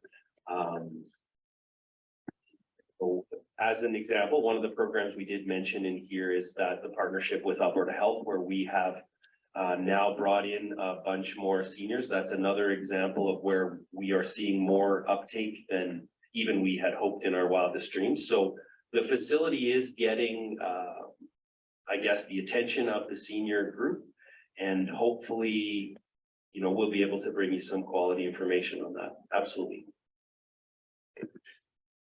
Were we told at one point that pilot projects are for veterans? By senior. We were indeed, and we are truly missing the wisdom of our community resident, Janet Barker. Yeah, we are. Councillor Melvin. Thank you, Deputy Mayor Demota, and to Councillor Waxer. I think you're looking at one of the alternatives. The committee should direct administration to bring forward a report providing options to granting free passes. We have a variety of options here. One is to receive the report, and we receive the report. I personally would like to see us move forward. And so I'm leaning towards one of the alternatives here, which is to bring forward a report providing options how to grant passes and do it as soon as possible. So that's kind of where I'm leaning. Pilot project. We can skip the pilot project and go right to having a report come back to us that says this is what it'll be if we do it. I think we could even, I probably am comfortable to make a motion that would say that we should do this and not get a report, just do it. Well, before you do that, I have some questions. And if we're gonna skip the pilot, does it go to the first officer or straight to the flight crew? Let's get to the flight crew. Mr. Director Reed, I just want a little bit of clarity. If we were gonna do something immediately, if we were considering doing something immediately, I just wanted to understand, would this year be a good year or not so good year to try something like this with the closures that we will be facing? And I think there was a little bit of a mixed message there when you were delivering that. So I wanted to, from your opinion, as a director. Thank you, Deputy Mayor Demota. It's a good question. Administration has recommended that you receive this report for information. We believe that our Share Your Passion programs, our outreach to seniors is the recommended method we would suggest. So should council wish to see this particular group receive different service, that's the alternatives. So If you're asking me what I would do, the recommendation is from administration to receive this for information. That's the clarity I was aiming for, so, does another counselor wish to make a motion in any form? Hearing what we just heard.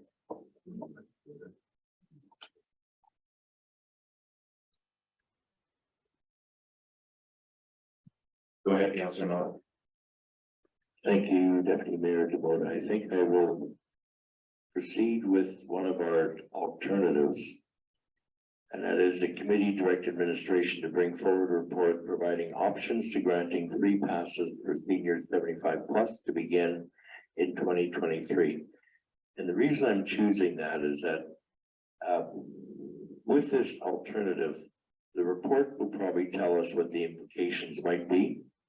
Because once we do this, it is probably going to be in place forever.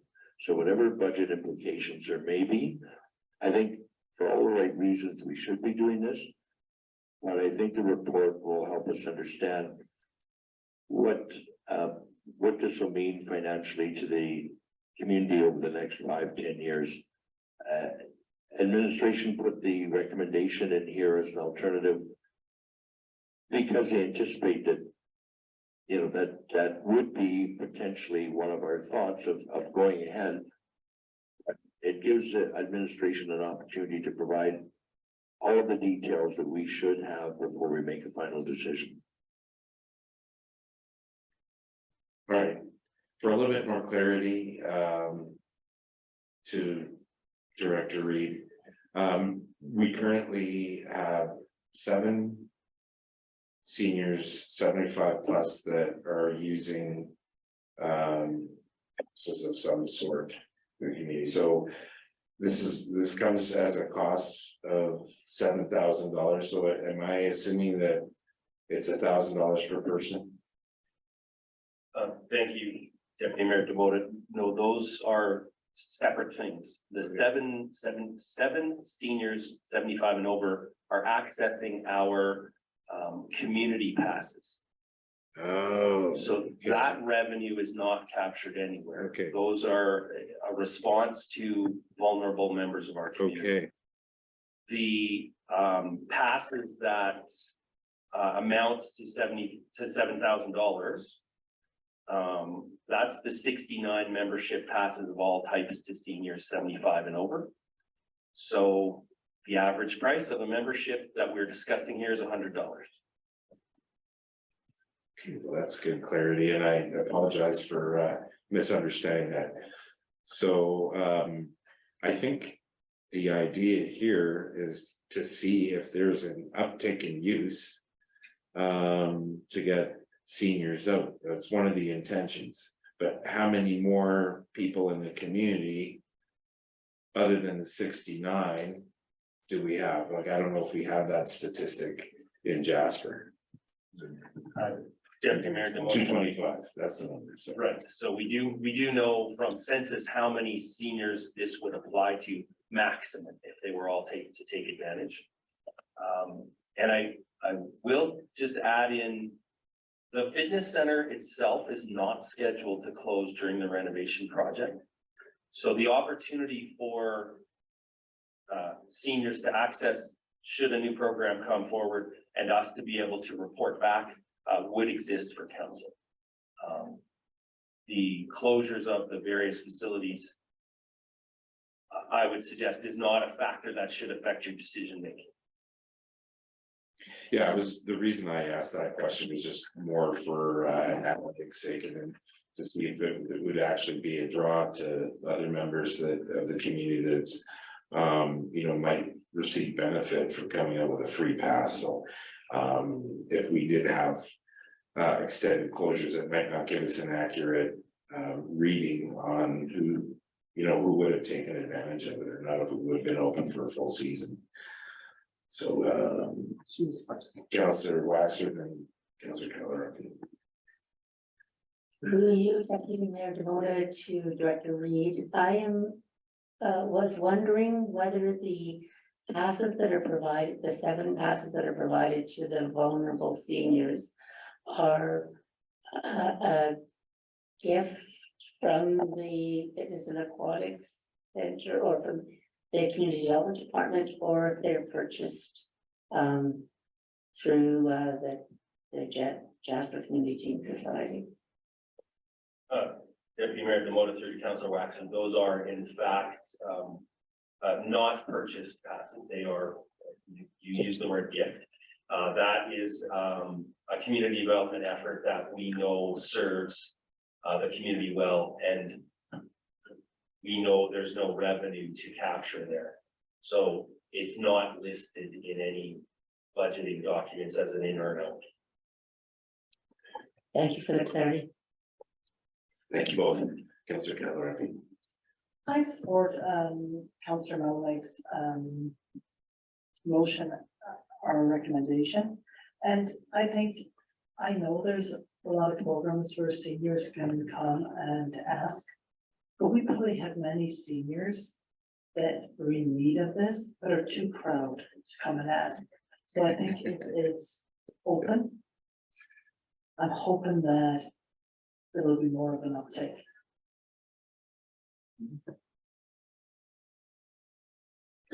Okay, well, I don't believe there was an official motion on the floor. I think that Councillor Melnick started off with, if he was gonna make one, he'd be inclined.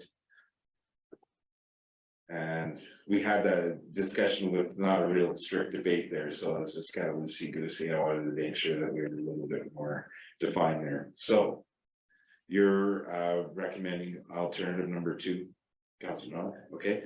And that's committee direct administration to bring forward a report providing options to granting free passes for senior 75 plus to begin in 2023.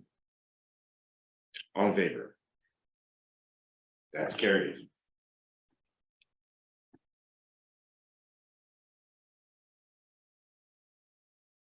You convinced me it was a good idea.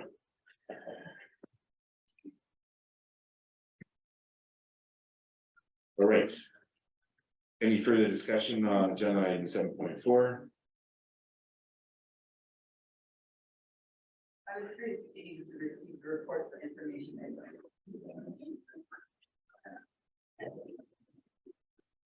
I'll move that motion.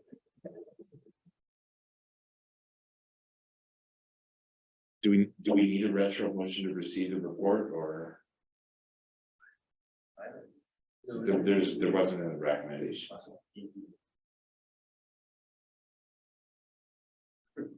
It's a really good question. I don't know if that should be part of our regular practice or if it has been, so. Director, I don't know. In ICS, we call this zip your pockets, make sure you're following the right process. I think the initial recommendation was to receive the report for information, but committee has directed something else, so you availed yourself of one of the alternatives.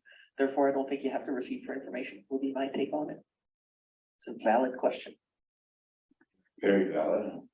I appreciate the thought in keeping it zipped. All right. We're zipped. 7.4, or sorry, 7.5 capital budget carry forward to 2023. Councillor Malchak. Director Malchak. I gotta do that all again. It's like Councillor. People are calling me deputy mayor. I'm not really deputy mayor today, but I am. I don't know. So it's like, I know I'm alternate acting deputy, I think, so because there's no official term for that right now, because all our deputies are away. So official director Malchak. Thank you, Councillor Demoda. That was my issue, actually. I think I called you deputy mayor, so. That's fine. I don't, nobody knows. Thank you. Today administration is bringing forward a request for decision about the capital projects that began in 2022 and we wish to carry forward to 2023. During budget discussions, it was discussed that we would come back with this report. The process is basically set up so that we give vendors enough time to get the invoicing in for 2022 projects that are completing or that need to continue into the 2023 year, so that we have accurate numbers going into the 2023 budget. So basically, initially what council saw in the budget presentations was an estimated value of $19,550,013 for carry forwards, but this was based off of the full value that was budgeted, and now has been reassessed to look at the actuals that would be carried forward into 2023. The 2023 carry forward number would be $72,179. I would like council to keep in mind that 90% of the recommended carry forward items have began. They are work in progress. The other 10% have not commenced. However, they are still deemed necessary. And of that 10%, 6% actually is the amount going towards the skate park that we're carrying forward. So on page 28 and 29 of the PDF that you have in front of you, you can see a listing of the initial estimated values, which again was the budgeted values in 2022, and then now the 2022 carried forward to 2023 amounts and the projects that are associated.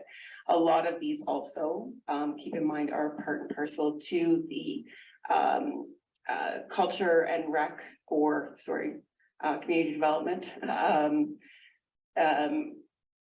renovation process. So the large figure that you're seeing here is mostly due to that project that is continuing to move along. And I am here if council has any more questions of this request. Thank you very much. Thank you, Director Malinchak.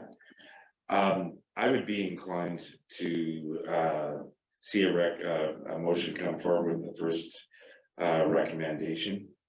Seems that council as a whole has already approved all of this work, and unless there's any hesitation or other, we can't really make a decision today, and it's the recommendations going forward to council. So if there are any items that you'd like to see changed or moved, we have a week to make it part of an official motion. So does anybody have any questions on any of that carry forward or specific items there?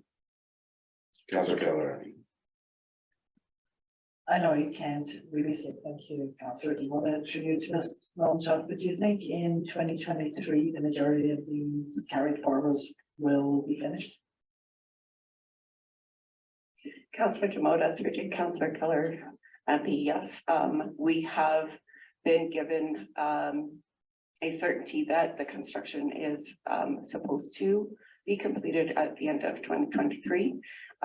So going on the statement given to us as administration, and I haven't been at a recent meeting, and I'm not sure if anything has changed as of the last I heard, but the last we heard 2023 for the project to be completed, which is the majority of this. Yes. Thank you, Ms. Malinchak. Well, that's fine, yeah, sure. I move that committee recommend council approve the carry forward capital list of incomplete 2022 projects to the 2023 capital budget as presented. All right, thank you for that. Does anybody have any questions or debate on that? All right. Everyone understands the motion. I'll call it. All in favor? So opposed? Unanimously carried.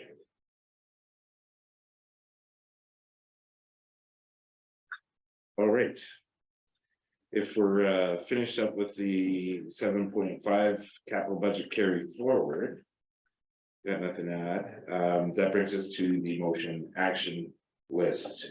Director Reed or Director Nadon, who'd like to, are there items that Thank need to be you, addressed? Deputy Mayor, or Acting Overlord, Deputy Mayor Demota. There are some items that listed February that have not come to council. What administration will do with those items is fit them in where we can. If council wishes to change dates on some of those, to help administration with prioritization, you could offer those suggestions or make a motion as such. Otherwise, administration will take the items and fit them in where we can.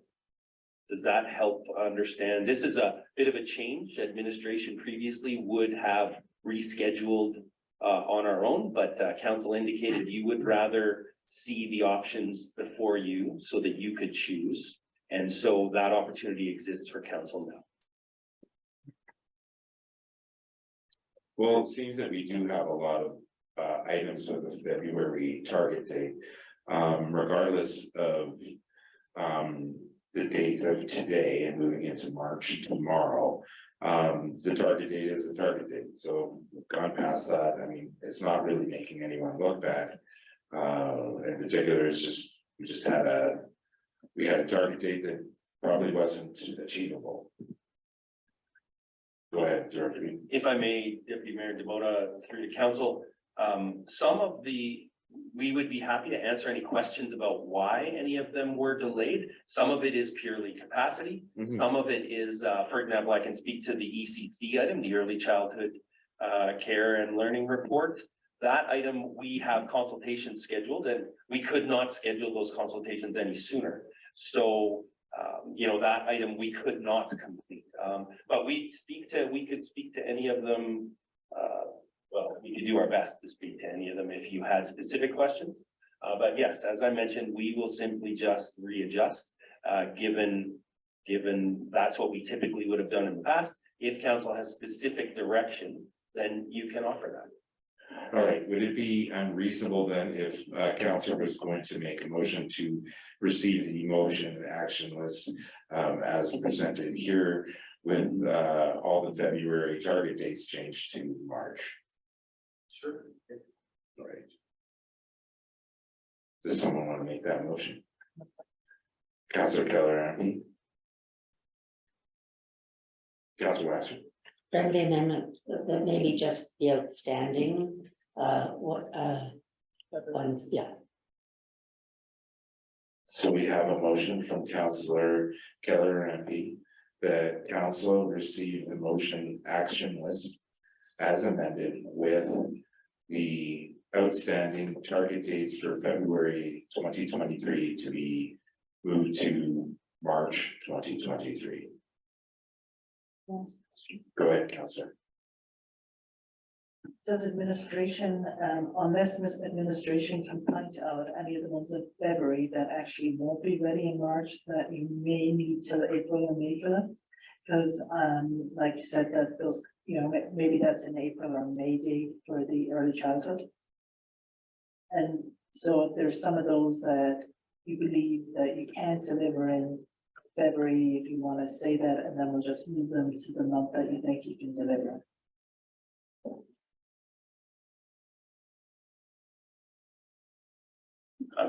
Thank you, Deputy Mayor Demota through the council. Great point, Councillor Keller MP. The early learning and child care one I can speak to that we have meetings scheduled for March. So that is likely an April deliverable. And I would also mention that some of the items we covered today will be knocked off.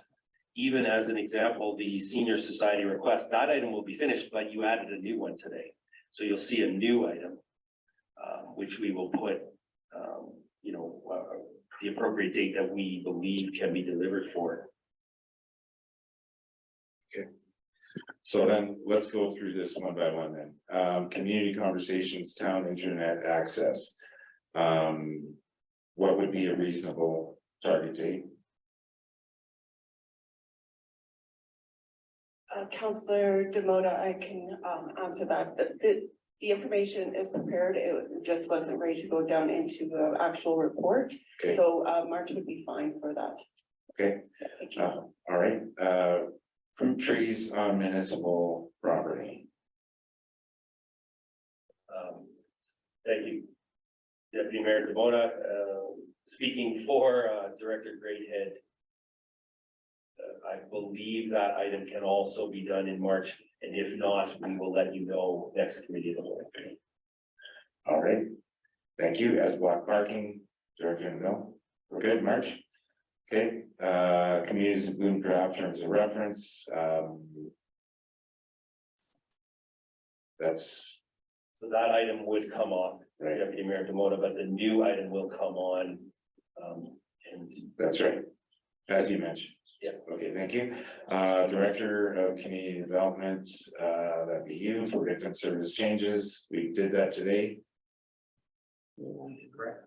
That one's off. Early learning childcare, we said April. Senior Society requests, that came off today. Or replaced. So we don't. All right, so those are the ones, we're good. So could we move this as amended? Do I have a motion for that? You're still, okay. We understand those amendments. All in favor? Thank you.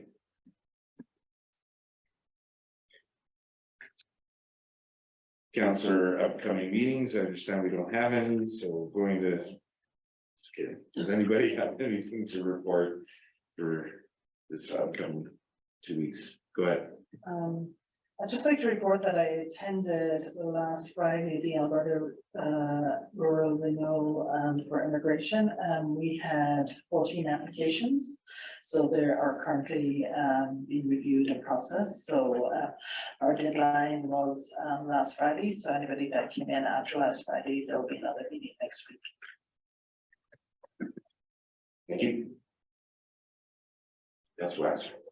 I attended the Jasper Community Teen Society's meeting yesterday on behalf of the mayor who was out of town. And I would say that there are some, a brand new executive and I think full of enthusiasm and willingness to learn. I think it's a very positive time for that organization. Thank you, Councillor Waxer. Councillor Miller, Thank you, Deputy Mayor / Councillor Demona. looks like you have several pages of information there. Very, very quick. Tomorrow I'll be zooming in on the Alberta Muni's provincial budget webinar.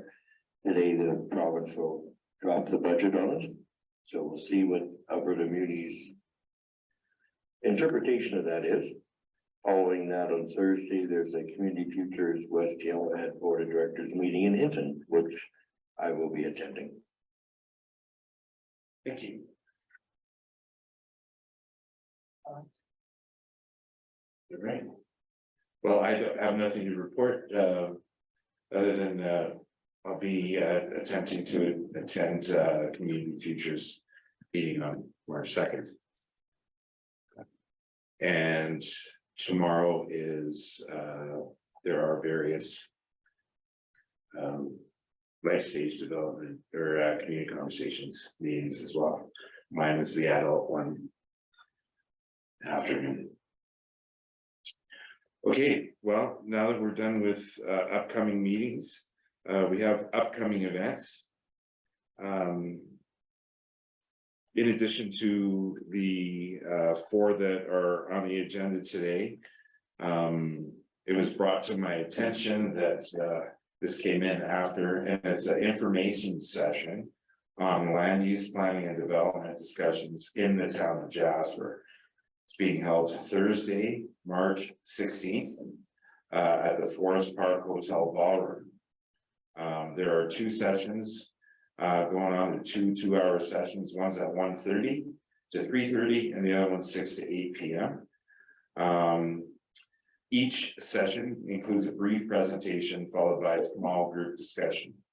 And what Parks Canada is wanting from you is that they're conducting public consultations on land use and planning and development in the town of Jasper. So they want you to come and learn more about what land use and planning development means and what possible changes are being considered. So I think this is an important thing to attend. Again, like I did earlier, recommended for the people that are watching at any point to let your neighbors, friends and colleagues know. This is going to be an important thing for our community. Director Reed.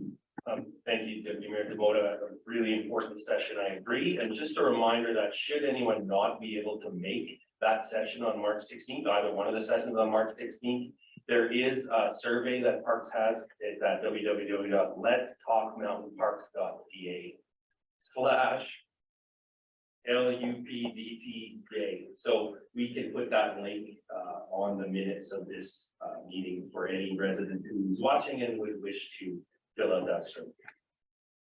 I like that. LUPDTJ, Land Use Planning Development Town Jasper. I like that.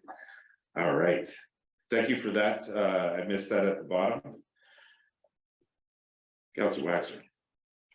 I also wanted to mention that on March 8th, from 9:30 to 12 at the Lobstick Lodge, there will be a Celebrate International Women's Day with settlement services. So that's an important event to make sure that is on the agenda. All right. So not to, go ahead, Councillor or Director Neto. Thank you, Councillor Demota. I would like to highlight that tomorrow, March 1st at 1:55 PM, there will be an Alberta emergency alert test sent out to all devices within cell range. And March 1st is also the first day of wildfire season. And I think the intent with the provincial program is that receiving this alert will hopefully trigger conversations in households. And I think the two questions they want asked around the dinner table tomorrow night is, where were you when the alert rang? And what would we have done as a family if it were to be real? So that's tomorrow at 1:55 PM. Yeah. Someone's in Mexico. Okay, so going forward, from that, I appreciate that information. We've got the Franco-Albertan flag raising ceremony on March 2nd at 10:30 AM at École des Rochers. We've got Jasper the Bear's 75th anniversary, qualifying as a senior. Senior. Although he was considered a senior 20 years ago, apparently, or she. So Jasper the Bear, their anniversary is at 6 to 9 PM Friday, March 3rd at the Jasper Artist Guild, Jack. So that's going to be here in this building. That's great. All right, I look forward to that. And then the Jasper Park Chamber of Commerce General Meeting, 8 to 9:30 AM, March 15th at Wicked Cup.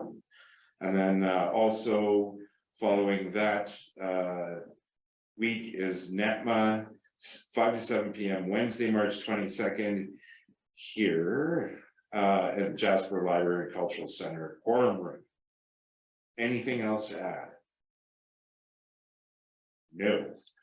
Well, I appreciate everyone's participation in this meeting and keeping it brief and great questions to take. Look forward to next week. If there's nothing else to add, may I have a motion to adjourn? Councillor Waxer, all in favor? We are adjourned at 11:53. My record is 11 minutes, by the way. Okay.